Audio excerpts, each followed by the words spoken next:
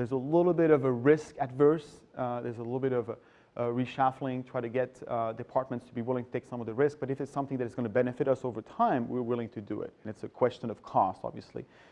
Given the city's budget, it's always a hard thing to do. So let me talk about the San Diego Innovation Grant Program. So some of you are probably familiar with this slide, right? If you have an idea, a lot of you mentioned startups working on some new ideas. If you're really at that proof of concept, right, that first stage right here, most people will not give you any money, right? In many cases, it's very hard to raise money, right? You have a great idea, a great concept. It's very hard.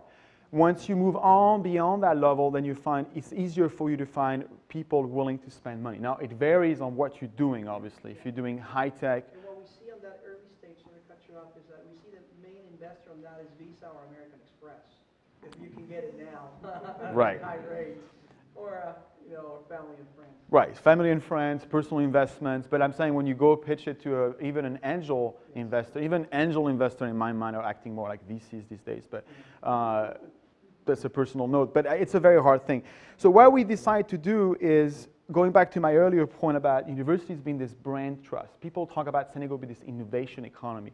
Well, a lot of it is because of the number of great companies we have here, but it's also because we have a number of great institutions that are driving a ton of innovation. The algae research that I mentioned earlier, it's all reason why they're here is because most of the innovation is coming from Scripps Research Institute of Oceanography.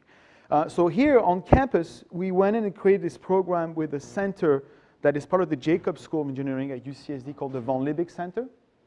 And the Von Liebig Center, what it does basically is providing a process for professors and researchers to take their concept and put